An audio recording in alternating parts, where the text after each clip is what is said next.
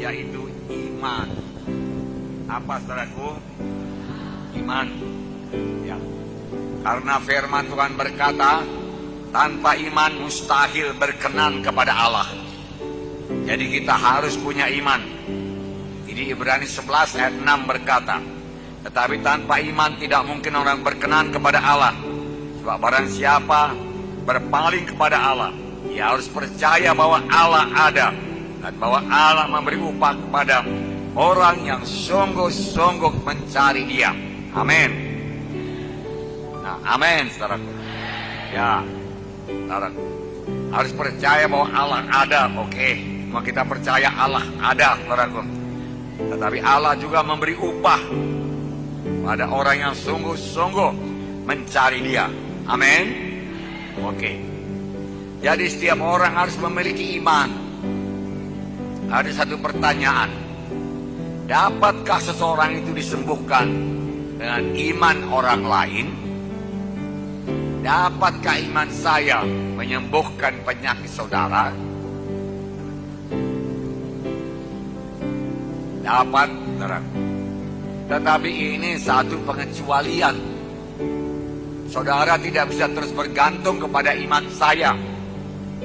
Sebab apabila simptom penyakit itu kembali, kalau saudara tidak punya iman, saudara tidak dapat menolaknya, maka penyakit itu akan kembali. Ini yang kerap terjadi kepada anak-anak Tuhan. Sebenarnya dia sudah disembuhkan waktu KKR. Sudah berkurang penyakitnya.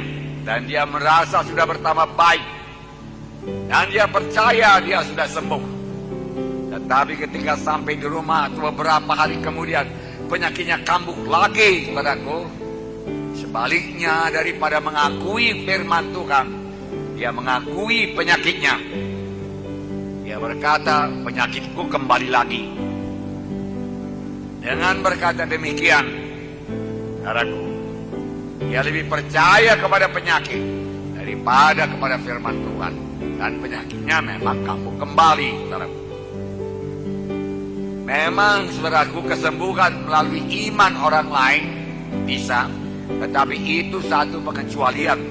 Tidak boleh seterusnya demikian. Karena saudara tidak boleh bergantung kepada iman saya untuk keselamatan saudara, untuk ampunan dosa saudara. Saudara harus memiliki iman sendiri. Saudara harus percaya sendiri kepada Injil yang diberitakan kepada saudara. Kemudian saudara mengakuinya dengan mulut saudara, maka saudara akan diselamatkan. Pada waktu setan menyerang saudara, berkata saudara belum selamat, saudara punya pegangan firman Tuhan. Karena saudara dengarkan Injil Tuhan yang benar. Saudara boleh berkata, Tuhan ini sudah mati menebus dosaku. Saya sudah terima Dia sebagai Tuhan dan Juru Selamatku. Firman Tuhan berkata, seberapa banyak orang menerima Yesus sebagai Tuhan dan Juru Selamatnya, maka Dia akan selamatkan. Maka saudara bisa berpegang teguh kepada keselamatan saudara. Saudaraku, keselamatan sama sekali tidak bergantung kepada perasaan. Demikian juga kesembuhan sama sekali tidak bergantung kepada perasaan saudara. Iman tidak punya urusan dengan perasaan. Rasa sakit atau panca indera, saudaraku, bukanlah pegangan yang teguh. Firman Tuhan jauh lebih teguh. Haleluya. Saudaraku, banyak anak Tuhan lebih percaya kepada panca inderanya, perasaannya, saudaraku, rasa sakitnya, daripada kesembuhan yang sudah diberikan Tuhan kepadanya. Dan memang kerap kali kesembuhan tidak spontan. Kesembuhan datang berangsur-angsur seturut dengan pengakuan iman kita. Haleluya. Nah, saudaraku, jadi saudara sendiri harus mendengar firman Tuhan. Kemudian saudara tahu bahwasanya oleh bilur-bilur Yesus saudara sudah disembuhkan. Saudara kenal firman Tuhan yang berkata, Akulah Yehova Rafa, Akulah Tuhan yang menyembuhkan engkau.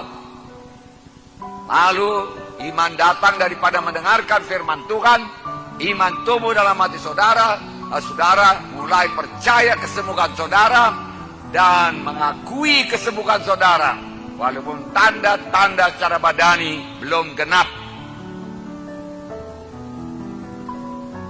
Haleluya. Disinilah banyak anak-anak Tuhan taraku gagal menerima kesembuhan. Penyakitnya kembali bakal lebih parah lagi. Saudara,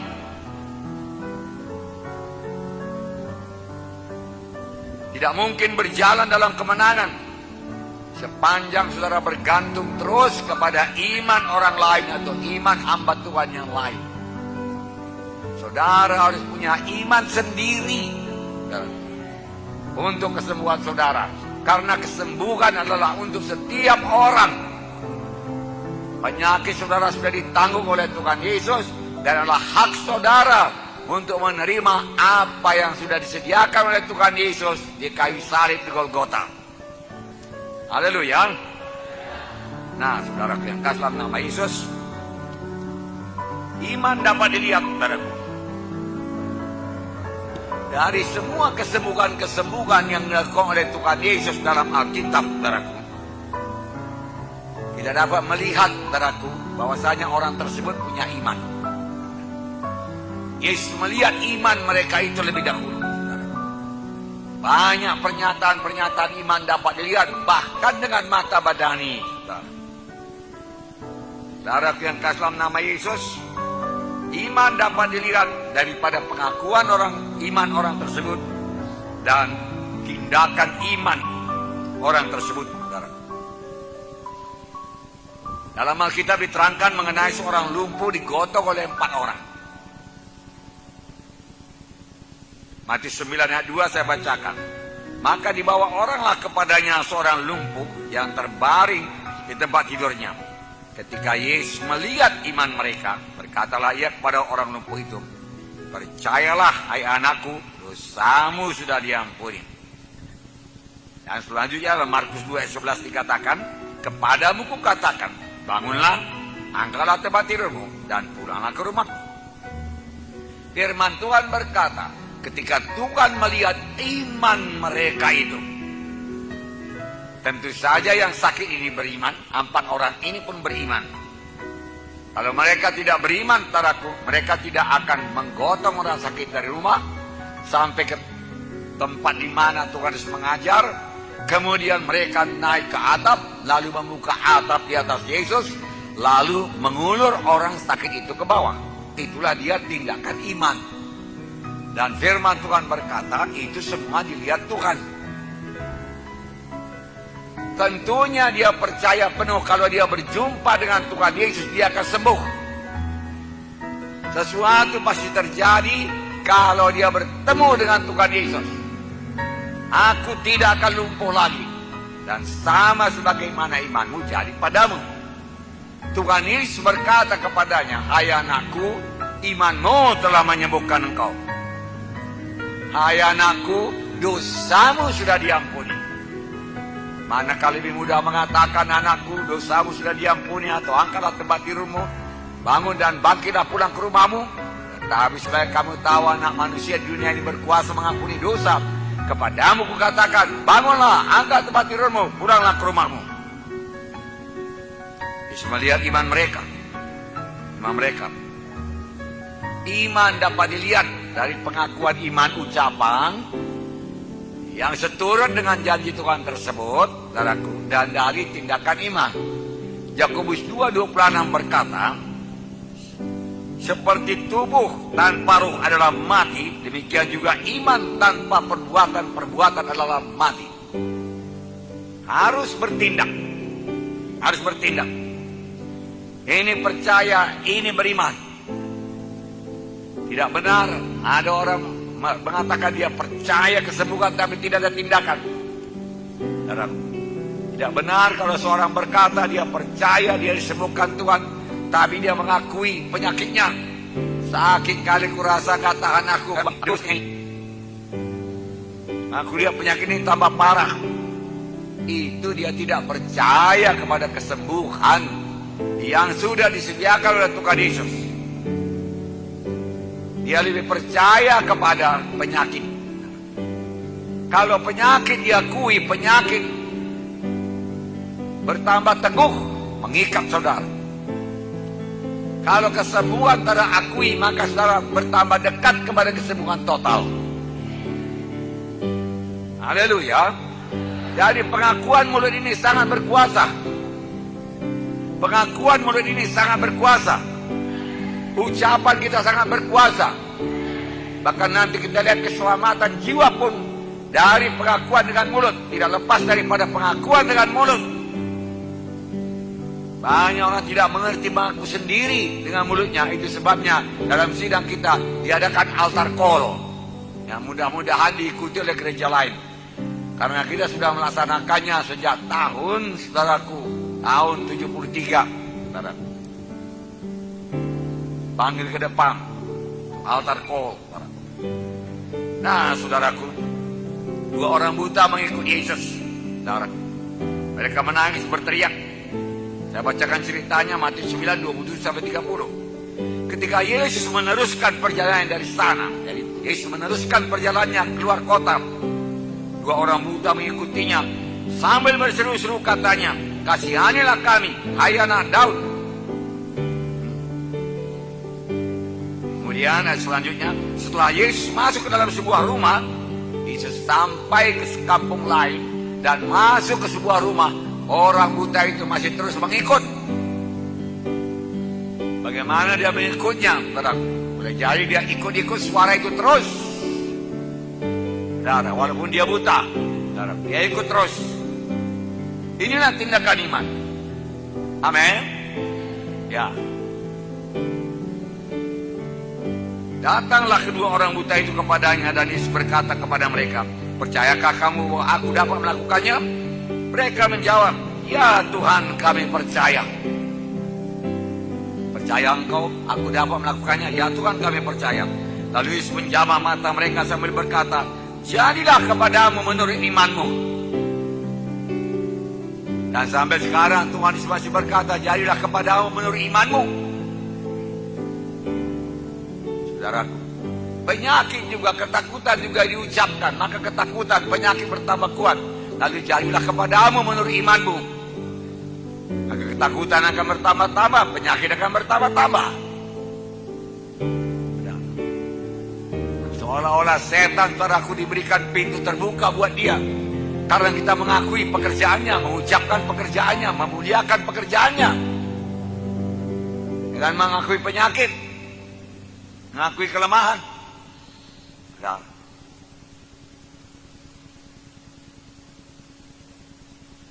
Nah, saudaraku.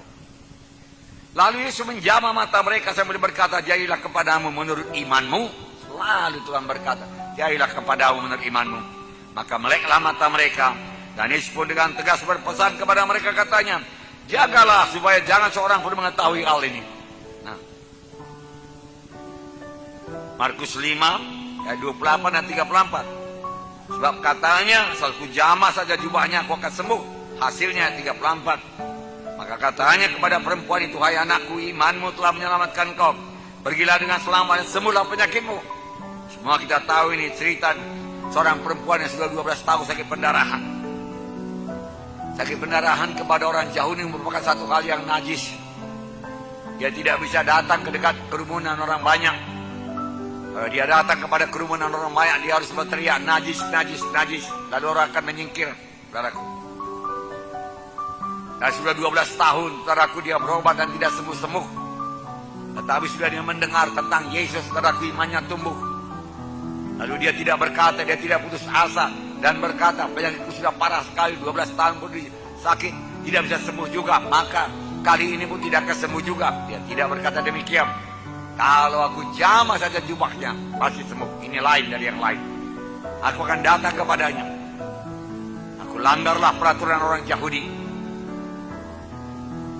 Lalu dia langgar peraturan orang Yahudi di tengah orang banyak, tengah kerumunan laki-laki yang mengikut Yesus.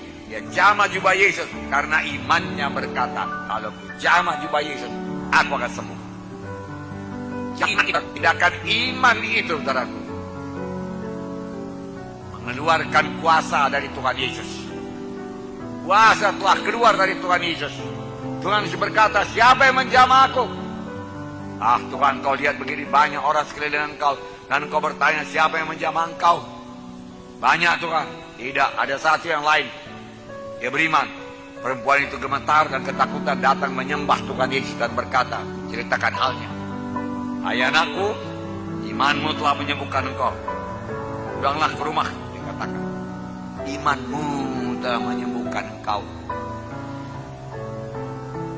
Saudaraku, sampai sekarang kesembuhan tersedia dengan limpahnya. Tetapi banyak orang tidak menerima kesembuhan.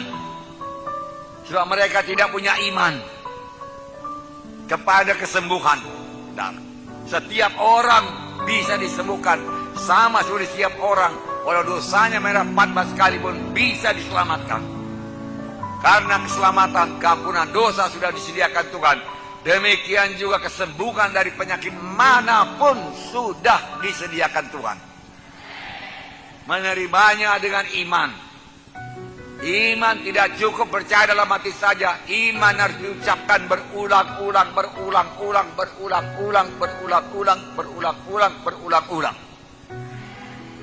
Ucapan iman harus menjadi gaya hidup kita. Bahasa iman menjadi bahasa kita. Mengakui firman Tuhan menjadi bahasa kita. Amin. Itulah gaya hidup kerajaan sorga. Amin. Nah, saudara terkasih dalam nama Yesus. Lukas 17 mengenai 10 orang kusta. Tuhan Yesus, kalau engkau mau, engkau sanggup menyembuhkan kami. Tuhan Yesus berkata, aku mau, jadilah engkau sembuh. Tunjukkanlah dirimu kepada imam-imam. Saudaraku, waktu mereka berangkat menunjukkan dirinya kepada imam-imam, belum sembuh. Belum berkurang penyakitnya. Tapi firman Tuhan telah diucapkan oleh Tuhan Yesus. Mereka lebih percaya kepada firman Tuhan itu daripada gejala-gejala penyakitnya yang dapat dilihatnya dengan mata dan dirasakannya dengan panca inderanya. Dia lebih bergantung kepada firman Tuhan daripada perasaan panca inderanya. Apa yang terjadi sama sebagaimana imanmu jadi padamu.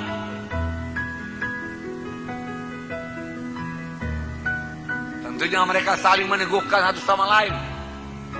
Boleh jadi yang lemah, ada yang lemah imannya di antara 10 orang itu. Bagaimana kita menunjukkan diri kita kepada imam? Kita kan belum sembuh. Dialah, kusta kita sama sekali belum berkurang. Yang lain berkata, percaya saja kalau Tuhan sudah mengucapkan firman-Nya. Firman yang tidak pernah kembali dengan kosong. Firman-Nya berkuasa. Langit bumi boleh berlalu, tapi firman Tuhan tidak berlalu. Mari kita tunjukkan diri kita kepada imam-imam. Dan mereka berangkat.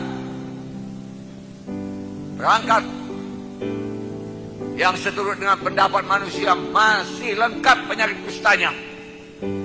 Tapi mereka percaya, mereka mengakuinya, dan mereka mengadakan tindakan iman. Pengakuan mereka dan tindakan iman mereka selalu dihormati Tuhan. Dihargakan Tuhan sampai sekarang. Separuh jalan mereka sudah sembuh. Satu orang karena sukacitanya kembali kepada Tuhan dan mengucapkan syukur.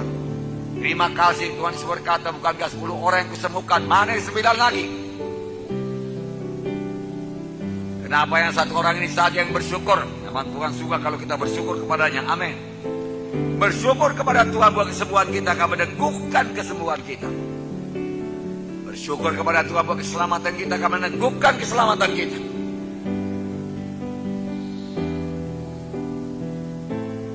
Di Nazaret Tuhan sudah banyak berbuat mujizat, tidak bisa membuat mujizat yang besar. Kenapa? Karena mereka tidak percaya. Sebab mereka kenal Tuhan dari kecil. Bukankah ia ini anak Yesus? Bukankah saudara-saudaranya bersama-sama dengan kita di sini? Dari mana hikmat perkataannya itu semua? Dari mana dia bisa menyembuhkan penyakit? Dia katakan. Lalu mereka bimbang. Dan hasilnya Tuhan sudah dapat berbuat mujizat yang besar di sana. Hanya meletakkan tangan dan beberapa orang sakit untuk menyembuhkan mereka. Ia heran dengan ketidakpercayaan mereka itu. Dan dia berkata, seorang nabi memang tidak dihargai di negerinya sendiri, dia katakan. Nah, saudaraku, Tuhan Yesus sayang kepada jiwa-jiwa saudaraku di Nazaret. Dia mau menyembuhkan jiwa-jiwa di Nazaret, tetapi mereka tidak percaya kepadanya. Lalu Tuhan tidak dapat menyembuhkan, bukan tidak mau menyembuhkan. Dia tunjukkan beberapa tanda ajaib mujizat supaya mereka percaya. Tetapi mereka juga tidak percaya. Mereka tetap bimbang. Maka akhirnya Tuhan tidak dapat berbuat mujizat di sana karena mereka tidak percaya. Bukan tidak mau, Yesus mau. Tetapi Tuhan di sana tidak mau melanggar firman Tuhan, tidak mau melanggar kebenaran. Setiap orang harus punya iman, sama sebagaimana imanmu jadi padamu. Tidak bisa terus bergantung pada iman orang lain. Boleh, haleluya. Dalam KKR memang seseorang itu diurapi Tuhan luar biasa, orang itu bisa sembuh. Itu sebabnya yang sembuh itu kita aja masuk training, supaya mereka beroleh firman Tuhan, dasar yang teguh, supaya mereka punya iman sendiri buat kesembuhannya. Dan kapan penyakit itu berusaha datang kembali, dan tanda-tanda penyakit, perasaan-perasaan sakit mulai timbul kembali, dia bisa bertindak dalam nama Yesus, mengusirkan semua penyakit-penyakit tersebut. Haleluya. Dan terus mengakui kesembuhannya. Kalau penyakitnya kelihatannya bertambah parah, kalau dia terus berpegang kepada firman Tuhan, mengakui firman Tuhan, percaya kepada firman Tuhan, maka firman Tuhan tidak pernah gagal. Firman Tuhan itu Tuhan sendiri, saudaraku. Haleluya. Nah, saudara yang kasih dalam nama Yesus. Jadi untuk disembuhkan, saudara harus percaya firman Tuhan mengenai janji-janji Tuhan untuk menyembuhkan. Saudara kemudian mengklaim firman Tuhan tersebut genap dalam diri saudara. Harus saudara terima kesembuhan saudara, akui kesembuhan saudara. Walaupun pada waktu saudara belum merasakan dengan panca indera saudara, saudara sudah disembuhkan Tuhan. Karena iman tidak bergantung kepada perasaan. Saudaraku,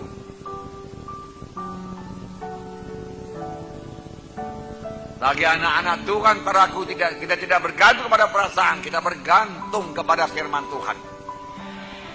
Yang ya dan amin. Firman Tuhan berkata sembuh, sembuh. Firman Tuhan berkata hidup, hiduplah itu, saudaraku. Haleluya. Ya.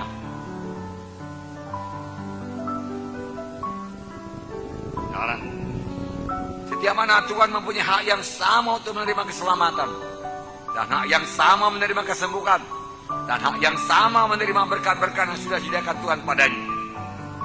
Karena firman Tuhan berkata, setiap orang yang meminta akan menerima, setiap orang yang mencari akan mendapat, setiap orang yang mengetuk, baginya lah pintu dibukakan. Setiap orang, tidak ada kecualinya. Jadi setiap orang harus punya iman. Haleluya. Untuk diselamatkan harus punya iman. Untuk disembuhkan harus punya iman. Untuk diberkati harus punya iman. Haleluya. Alkitab berkata bahwa setiap orang Israel yang telah digigit oleh ular berbisa, sepanjang mereka memandang kepada ular tembaga tersebut yang ditaruh di atas tiang, maka mereka akan sembuhkan.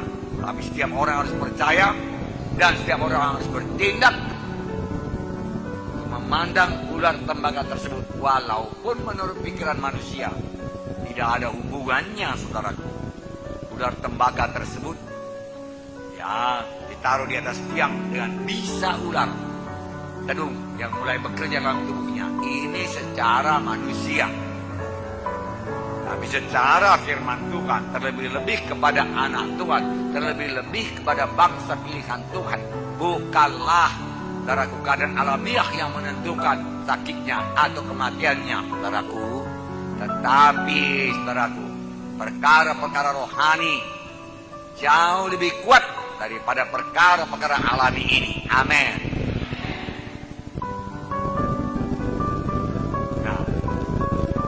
baca Bilangan 21 ayat 8 dan 9. Maka firmanlah Tuhan kepada Musa. Tuhan berfirman kepada Musa, buatlah ular tedung dan taruhlah itu pada sebuah tiang. Maka setiap orang yang terpagut, jika ia melihatnya, akan tetap hidup. Inilah firman Tuhan. Kerap kali tidak masuk di akal. Makanya firman Tuhan, dikatakan oleh firman Tuhan, gak usah dianalisa dengan pikiran saudara, dengan otak kita yang sangat terbatas ini, saudaraku. Firman Tuhan berkata, percayalah dan akuilah, maka itu menjadi milikmu. Lalu Musa membuat ular tembaga dan menaruhnya dari sebuah tiang. Maka jika seorang dipaku ular, walau bagaimana parahnya, ketika ia memandang kepada ular tembaga itu, dia tetap hidup. Itu tindakan iman. Tindakan iman. Dia percaya, dia hidup. Haleluya, saudaraku. Ya.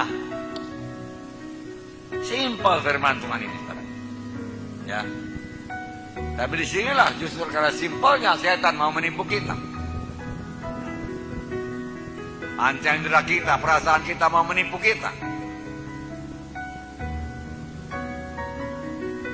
Kebanyakan orang Kristen, saudaraku, bersandar kepada panca inderanya. Maka tidak begitu banyak sembuh daripada penyakit itu. Tuhan mau menyembuhkan semua yang sakit, memberikan hidup baru kepadanya, supaya dia mengakuinya. Hidup harus saudara akui. Akui artinya ucapkan. Saya adalah anak Tuhan Yesus. Saya kejadian yang baru, perkara lama telah nyata, perkara baru telah timbul. Saya dipenuhkan oleh Roh Kudus. Saya cinta kepada Tuhan Yesus. Saya sudah pindah daripada gelap kepada terang. Saya sudah dibaptis dengan Roh Kudus. Urapan Roh Kudus ada pada saya. Itu bukan satu kesombongan. Tuhan Yesus berkata demikian. Roh Kudus ada padaku dan dia telah mengurapi aku. Diakui, itu bukan kesombongannya. Berapa banyak anak Tuhan berani mengaku demikian. Itu sebabnya banyak kali urapan kita menjadi lemah, karena tidak diakui. Nah, pengakuan dengan belum perlu, wajar saja. Tuhan berkata saudara memilikinya, berarti saudara memiliki. Saya tidak rasa apa-apa, saudara berkata. Tak perlu dirasa, yang perlu dipercayai. Itu perkara rohani.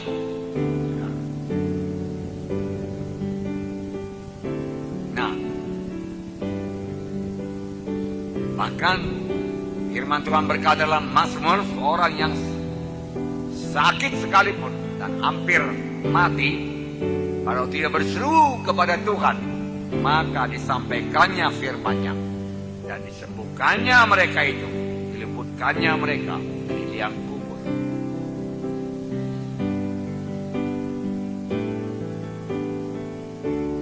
Banyak saya lihat anak-anak Tuhan mengalami ini.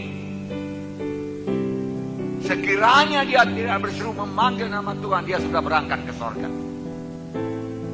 Tapi karena pada waktu saudara kepadanya gawat, dia ingat Yesus dan dia berseru.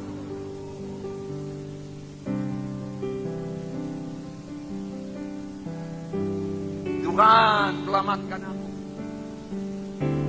Maka disampaikannya firman-Nya dan disembuhkannya mereka itu, diluputkannya mereka dari liang kubur.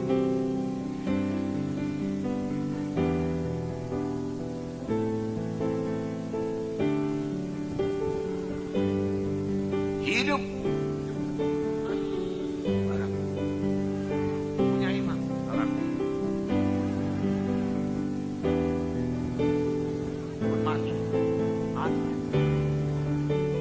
Sama mengenal Tuhan itu kan.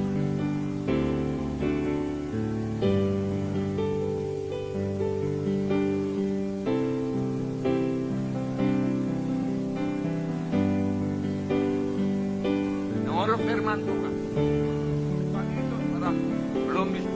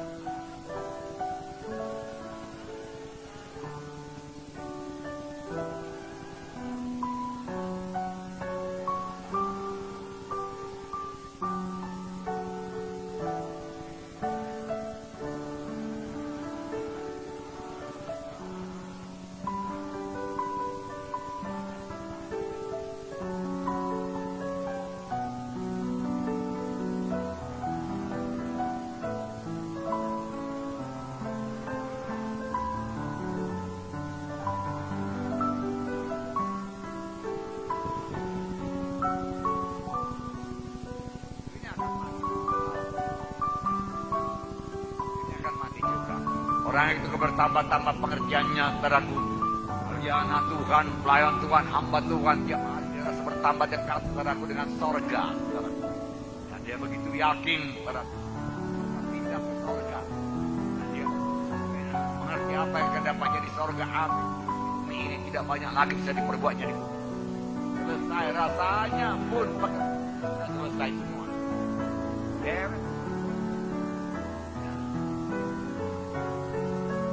Ibarat pelayan itu sudah ada yang menggantikan dia. Dan karena tenaganya sudah jauh berkurang, saudaraku, maka dia merasa saatnya dia digantikan dan dia bisa berangkat dengan damai. Amin. Haleluya.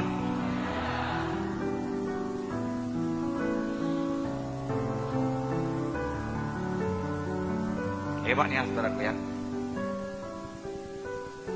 Hebat. Karena memang itu Tuhan berikan kepada kita. Sudah. Bagaimana memperoleh iman kalau begitu? Dengarkan.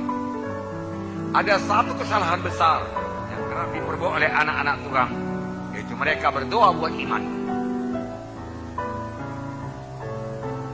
Tuhan, berikan aku iman, Tuhan. Berikan aku iman yang teguh, Tuhan. Tidak bimbang aku, Tuhan. Berikan aku iman.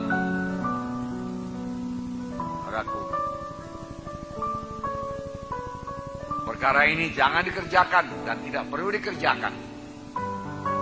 Dan tidak ada hasilnya sama sekali.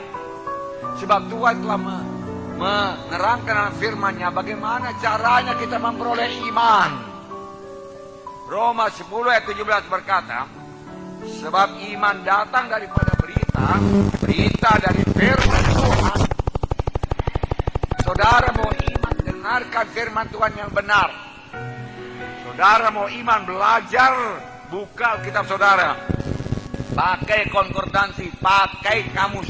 Saudara, Alkitab, saudara. Pakai. Teliti, saudaraku. Ayat demi ayat. Saudara.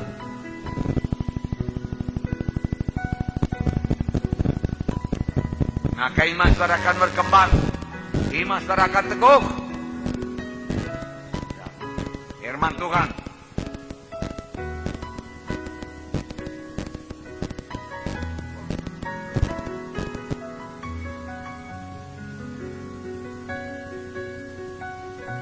Tanpa firman Tuhan kita akan selalu bimbang dan doa kita menjadi salah.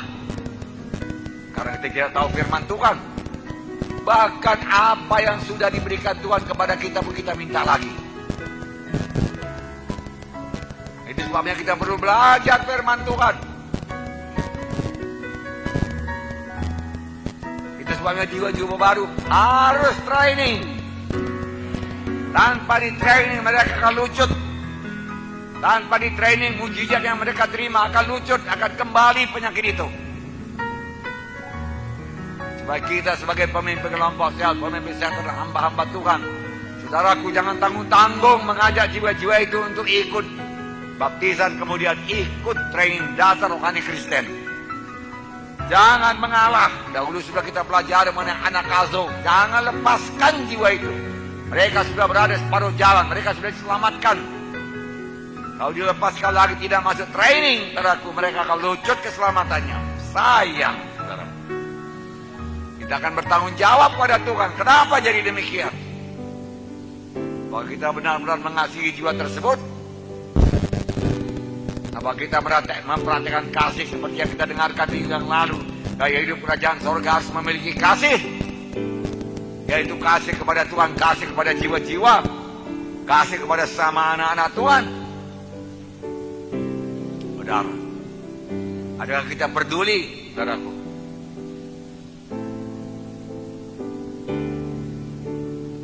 Sebab kalau kita sudah bersaksi dan berhasil membawa jiwa itu, saudaraku, kepada baptisan air, kepada perdamaian, berdamai dengan Tuhan, kemudian baptisan air. Saudaraku, tidak siap pekerjaan saudara, tidak siap.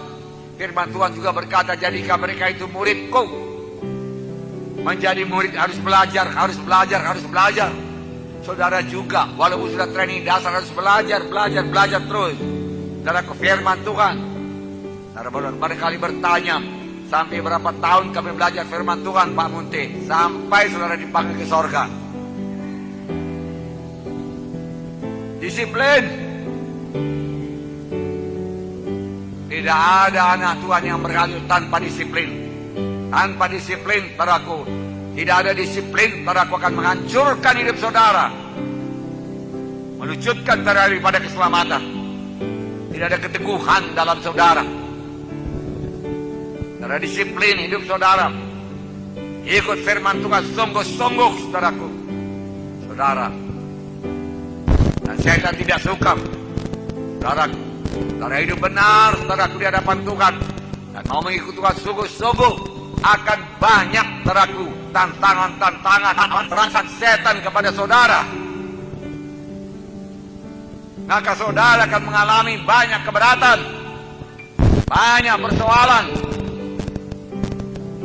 Hati-hati kalau saudara tidak punya persoalan dalam hidup saudara mengikut Tuhan Yesus. Sebab dengan persoalan tersebut, dengan tantangan tersebut, itu kesempatan bagi roh Tuhan untuk membentuk saudara menjadi satu pribadi yang kuat, percaya teguh kepada Tuhan. Daud yang sudah diurapi menjadi raja, saudaraku, tapi tidak terus menjadi raja. Banyak lagi tahun-tahun dilaluinya, tahun-tahun penuh kesengsaraan, tahun-tahun dikejar-kejar, tahun-tahun mau dibunuh oleh Saul, tahun-tahun di mana cemburu Saul kepada dia, ditangguhkan Daud semua, dikejar-kejar, sembunyi di gua-gua. Kenapa tidak jadi raja saja? Kenapa tidak dibunuhnya saja Saul? Dia sangat ahli memainkan pedang, memainkan alih-alih. Sekali sabetan Saul akan mati. Bahkan pada beberapa kesempatan Saul tertidur, Daud datang ke sampingnya, lalu mengoyakkan sedikit punca jubahnya. Daud tidak mau membunuhnya. Kalau dibunuh Daud siap, dia jadi raja. Tapi Daud tidak mau jalan pintas. Bagaimana aku membunuh orang yang sudah diurapi oleh Tuhan? Urapan Tuhan kepada Saul sangat dihargakan oleh Daud. Daud percayakan urapan.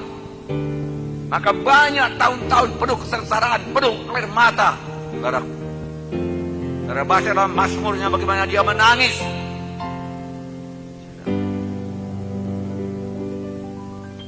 Bagaimana nyawanya hampir putus. Tapi semua itu membentuk Daud, saudaraku, menjadi satu pribadi yang kuat.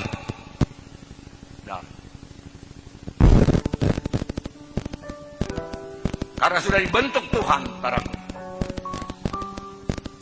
Ya aja tanah liat, saudaraku. Nah, kita sudah belajar dahulu bagaimana tukang pembuat periuk itu, saudaraku, mengeluarkan semua sampah-sampah dari tanah liat tersebut, dicabutinya, saudaraku, sampah-sampah akar-akar kayu. pasir-pasir dibuang semua, murni tanah liat. Kemudian dibanting-banting lagi, saudaraku. Kemudian dibentuk, saudaraku. Bentuk. Harus kira bentukannya, saudaraku. Belum, saudaraku. Seturut dengan kehendak tukang priuk, dibanting lagi, disatukan lagi. Saudara, sekiranya, saudaraku, tanah liat itu bisa berteriak. Sudah berkali-kali dia berteriak, begitu sakitnya, begitu sengsaranya. Jangan menyangka, saudara, kalau sudah ikut Tuhan sungguh-sungguh lenyap semua keberatan, lenyap semua persoalan.